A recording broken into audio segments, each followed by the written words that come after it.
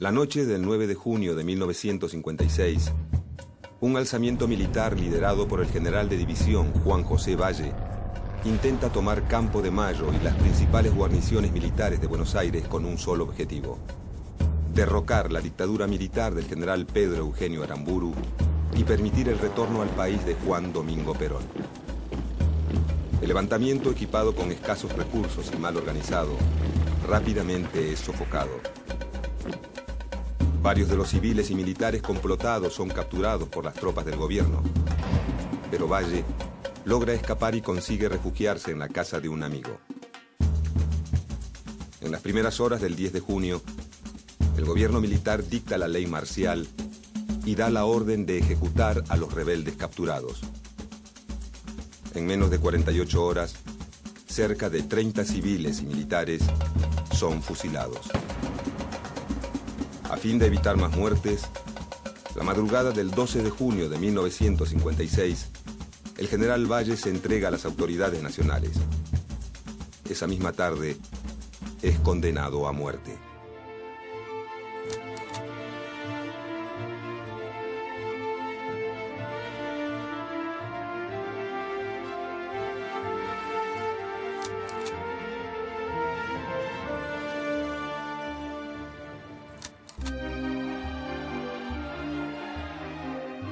A mediados de 1955, las disputas entre el presidente Perón y sus adversarios políticos se agudizan. Un conflicto con la Iglesia Católica, que ya lleva varios meses, actúa como detonador de la ofensiva opositora. El 11 de junio, día de la celebración del Corpus Christi, los principales dirigentes del radicalismo, el socialismo y el Partido Demócrata Progresista marchan frente a la Catedral de Buenos Aires junto a militantes católicos y a miles de ciudadanos que no simpatizan con el gobierno. Este acto constituye la manifestación popular más importante en contra del gobierno de Juan Domingo Perón. 5 días más tarde, en el mismo lugar, sectores antiperonistas de la Marina de Guerra y la Aeronáutica hacen saber su malestar con el gobierno de la manera más violenta. La mañana del 16 de junio de 1955, un escuadrón de 30 aviones bombarderos parte de la base naval de Punta Indio hacia Buenos Aires. Su intención es bombardear la Casa Rosada y forzar la renuncia de Perón. Al enterarse de la maniobra, el ministro de Ejército, general Franklin Lucero, advierte del peligro al presidente, quien inmediatamente se refugia en los sótanos del Ministerio de Guerra, desde donde dirige el contraataque. A las 12:40 del mediodía, el primer avión rebelde se abate sobre la Casa de Gobierno, dejando caer una bomba de 100 kilos en Plaza de Mayo. Detrás de él, varios bombarderos operan en picada, descargando bombas sobre cientos de civiles indefensos que se encuentran en ese momento en la plaza. Una de las bombas da de lleno en un tranvía de la línea 305, matando a todos sus ocupantes. 40 de ellos son niños de primaria. A esta altura, el aire de la plaza se vuelve irrespirable. La gente desesperada corre a refugiarse donde puede. Durante 5 horas, la que había sido la Plaza de los Descamisados se convierte en el escenario de un encarnizado combate terrestre. En medio del humo negro, los gritos y los cuerpos calcinados, las fuerzas leales se baten a duelo con los rebeldes. Camiones con militantes peronistas, armados con palos, piedras y armas de fuego de bajo calibre, llegan de todos los confines de la ciudad para defender al gobierno. Durante el resto de la tarde, los aviones de la Marina desde los cielos siguen sembrando el pánico y la muerte.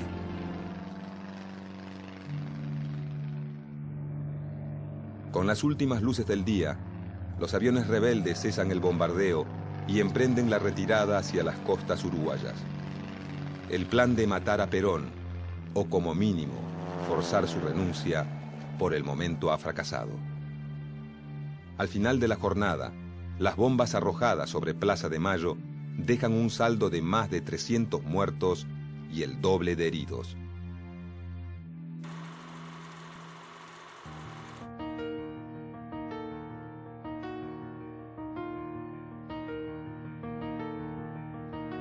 Los días posteriores al bombardeo, la tensión entre peronistas y antiperonistas se intensifica.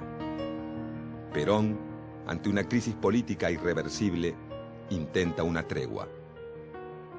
Una vez controlada la situación militar, el gobierno cambia de táctica y decide aumentar la presión. En un acto público frente a Casa Rosada, Perón deja muy clara su posición ante los opositores. Y cuando uno de los nuestros caiga, caerán 5 de los de ellos.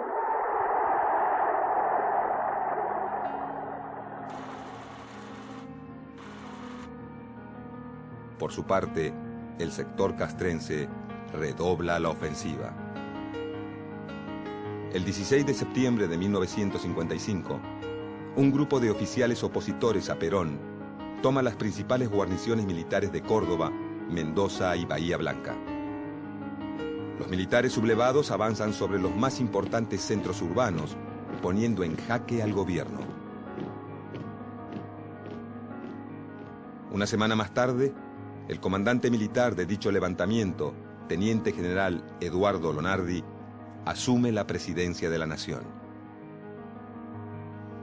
En su discurso de asunción, Lonardi hace suya una frase del general Urquiza, pronunciada 100 años atrás, luego de su triunfo en la batalla de Caseros: ni vencedores, ni vencidos. Mientras un nuevo gobierno militar asume el poder en la República Argentina, Perón, que ha logrado escapar de la furia de sus opositores, solicita asilo político en la Embajada de Paraguay.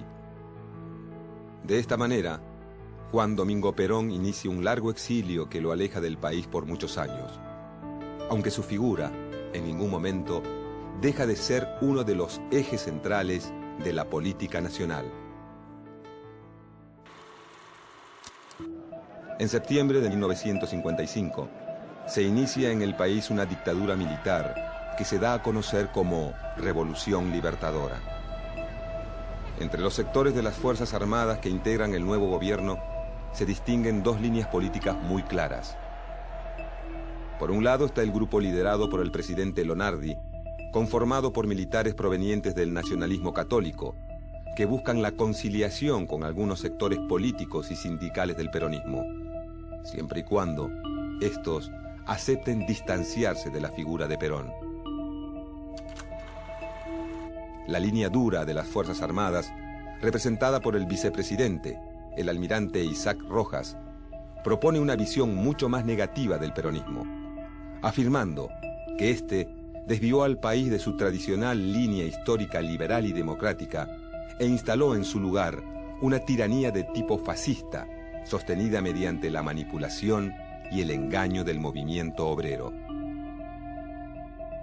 Los cuadros militares que integran la Revolución Libertadora cuentan con el apoyo de varias fuerzas políticas: radicales unionistas, intransigentes y los principales dirigentes del socialismo vienen dando su apoyo explícito al golpe desde mucho antes que éste se concrete. A pocos días de asumir el poder, el sector más antiperonista de la Revolución Libertadora llama a estos partidos para que formen parte de las juntas consultivas. La Junta Consultiva Nacional es una iniciativa del vicepresidente Rojas destinada a buscar apoyo y legitimidad política para la dictadura y, de paso, limitar el accionar del sector nacionalista del gobierno liderado por el presidente Lonardi. Si bien varios dirigentes radicales y socialistas participan en un principio de las juntas consultivas, pronto líderes políticos como Alfredo Palacios y Alicia Moró de Justo deciden separar su imagen de la del gobierno militar, asumiendo una distancia crítica.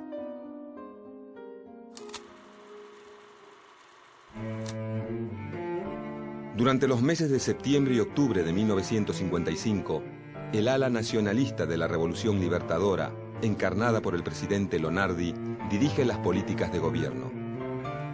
A fin de generar canales de diálogo con los sectores sindicales, el gobierno militar decide no intervenir la CGT, a la vez que designa en el Ministerio de Trabajo al abogado laboralista Luis Cerruti Costa, asesor legal de varios sindicatos peronistas. Mientras que el ala blanda del gobierno intenta negociar con los líderes de la CGT, comandos civiles armados integrados por jóvenes radicales y socialistas atacan los locales del peronismo. Pronto, los intereses contradictorios de los sectores del gobierno aumentan la tensión política y animan a la militancia peronista a pensar en un posible contraataque.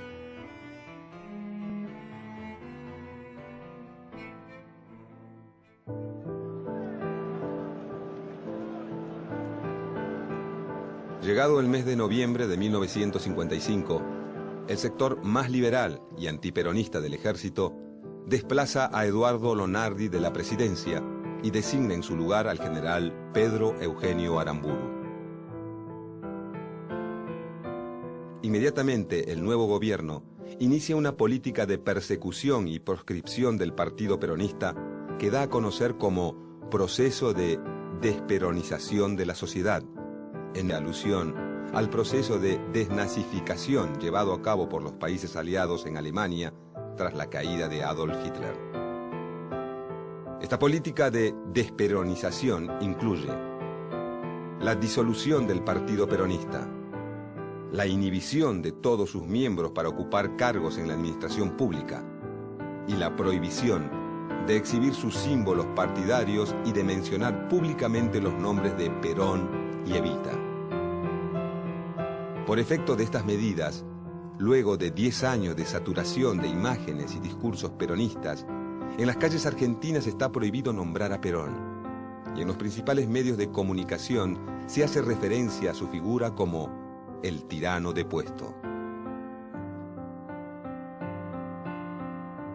No contento con prohibir la mención del nombre de Perón y disolver su partido, el gobierno de Aramburu decide embestir contra el último bastión de poder peronista.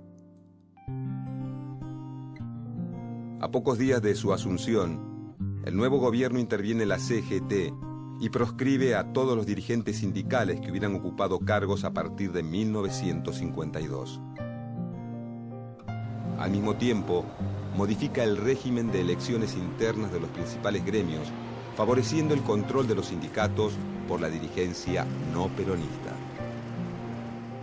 Con los principales sindicatos descabezados y sus más importantes líderes presos o en el exilio, los sectores patronales acrecientan su poder dentro de las fábricas.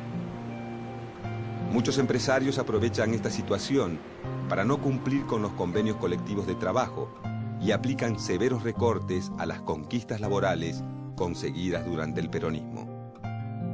Mientras tanto, en muchas fábricas se confeccionan listas negras que dejan a cientos de trabajadores en la calle. Corren malos tiempos para los obreros peronistas. El líder político al que ven como su gran benefactor está desterrado a miles de kilómetros y su regreso al país es por el momento imposible. Muchas conquistas sociales conseguidas con años de lucha y perseverancia empiezan a diluirse ante la mirada de un gobierno que con su indiferencia parece consentir los abusos patronales.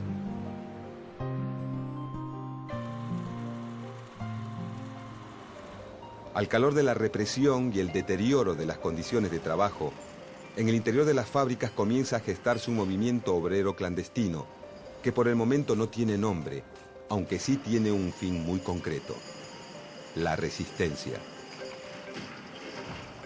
La resistencia peronista comienza como un movimiento inorgánico que lleva a cabo sus acciones en los mismos lugares de trabajo.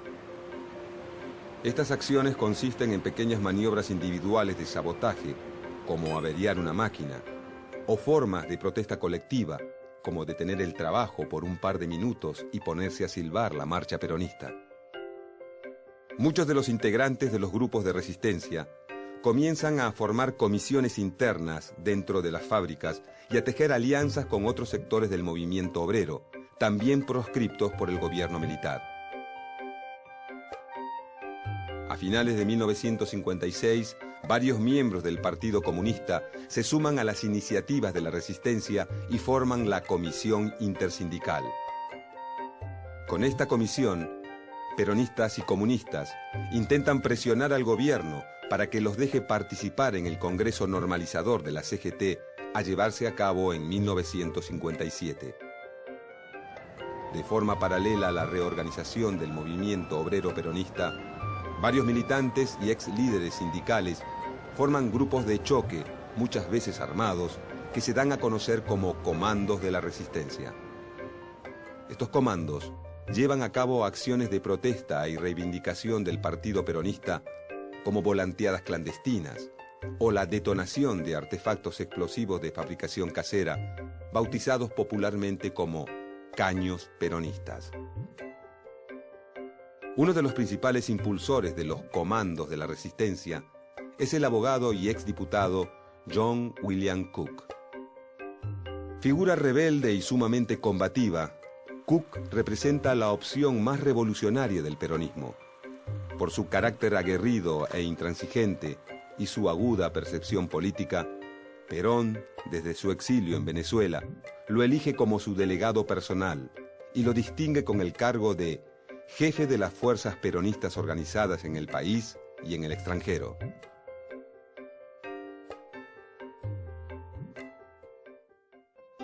Para la misma época que la resistencia realiza sus primeras acciones de protesta, un grupo de militares leales a Perón planea un levantamiento armado contra el gobierno.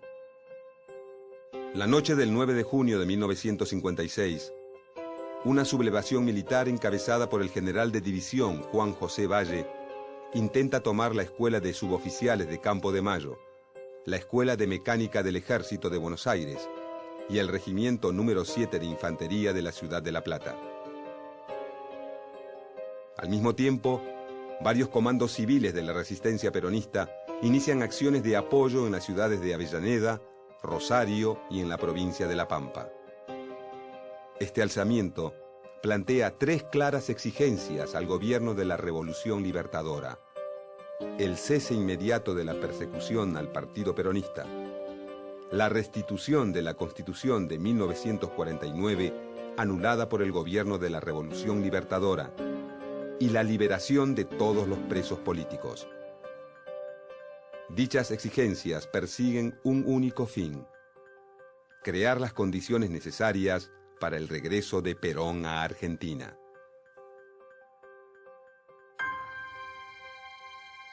Llegada la medianoche, casi todos los focos de la rebelión son reprimidos.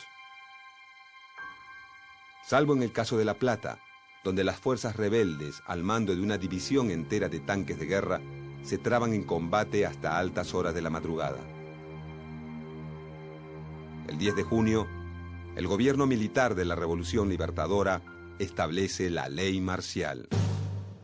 En las siguientes 48 horas se llevan a cabo fusilamientos en Lanús, La Plata, José León Suárez, Campo de Mayo, la Escuela de Mecánica del Ejército y la Penitenciaría Nacional. Para la medianoche del 11 de junio de 1956, la lista de ejecutados asciende a 16 militares y 13 civiles. Con la intención de poner fin a las ejecuciones, la mañana del 12 de junio, el general Juan José Valle se entrega a las autoridades militares. Esa noche, en el patio de la Penitenciaría Nacional, Valle es fusilado. Ante el fracaso de la sublevación militar, tanto Perón, que la había alentado desde el exilio, como los comandos de la resistencia que actuaron en su apoyo, abandonan la idea de la lucha armada para volcar sus esfuerzos a la reorganización de los sindicatos. Solo algunos comandos aislados de origen no sindical y que responden a John William Cook insisten en la vía del combate directo.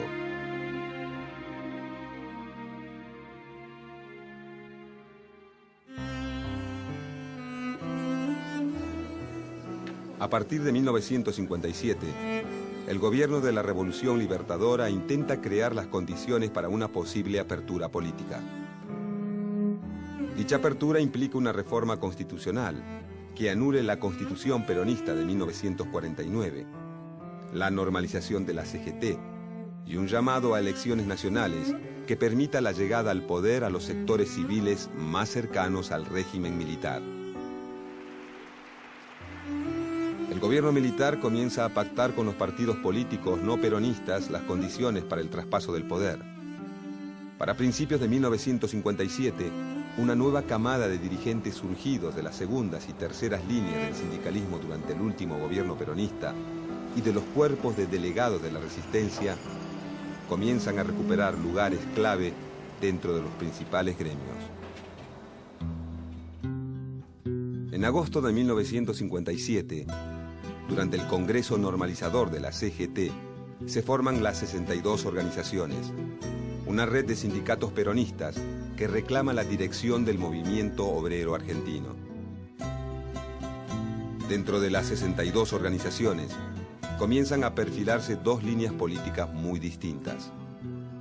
Por un lado, los sindicalistas duros, representados por dirigentes como Sebastián Borro y José Alonso, que mantienen una fuerte actitud de intransigencia frente al gobierno y pretenden usar a las 62 organizaciones como base de negociación para detener las políticas de persecución y proscripción peronista. Por otro lado está la línea más conciliadora, cuyos dirigentes se dedican a establecer contactos con sectores del gobierno militar con el fin de fortalecer sus posiciones frente a una posible apertura política.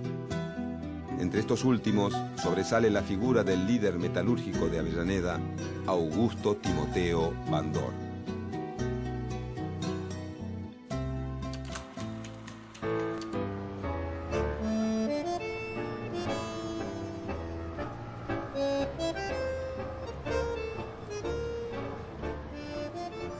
Con el fin de propiciar una salida democrática, el gobierno de Aramburu convoca a elecciones para una convención nacional constituyente que enmiende la reforma constitucional llevada a cabo por el peronismo en 1949. Estas elecciones actúan como una suerte de ensayo para los partidos políticos no peronistas que rápidamente sacan a relucir sus tensiones internas. Uno de los más perjudicados es el radicalismo, que durante este periodo termina dividido en dos partidos. La Unión Cívica Radical Intransigente, liderada por Arturo Frondizi, más proclive a la negociación con el peronismo, y la Unión Cívica Radical del Pueblo, marcadamente antiperonista y más cercana a las posiciones del gobierno militar, que sostiene la candidatura a presidente del caudillo bonaerense Ricardo Balbín. Finalmente, la Convención Constituyente anula todas las modificaciones instaladas por el peronismo y restablece el texto de la Constitución anterior a 1949, añadiendo únicamente el artículo 14 bis, que incluye los derechos del trabajador. Una vez derogada la Constitución peronista, el gobierno de la Revolución Libertadora hace un llamado a elecciones presidenciales a llevarse a cabo en febrero de 1958. Con el peronismo proscripto e imposibilitado de presentar listas propias, muchos ven en Ricardo Balbín el gran ganador de la contienda. Ante este escenario, Arturo Frondizi, principal opositor de Balbín y candidato a presidente por los radicales intransigentes, teje una hábil estrategia electoral. Su partido pide al gobierno provisional. Los radicales le hemos dicho al gobierno provisional que consideramos indispensable la aprobación de un plan político como método para tranquilizar a la República. Ese plan político debe tener como... Un mes antes de las elecciones, Rogelio Frigerio, principal colaborador de Arturo Frondizi, viaja hasta Venezuela para reunirse con John William Cook, delegado personal de Perón. El objetivo de la reunión es negociar un pacto electoral con Perón que permita a Frondizi ganar las elecciones bajo la promesa de levantar la proscripción del peronismo. Pocos días antes de las elecciones, Perón, desde su exilio en República Dominicana, aconseja a sus seguidores votar por la fórmula Frondizi-Gómez.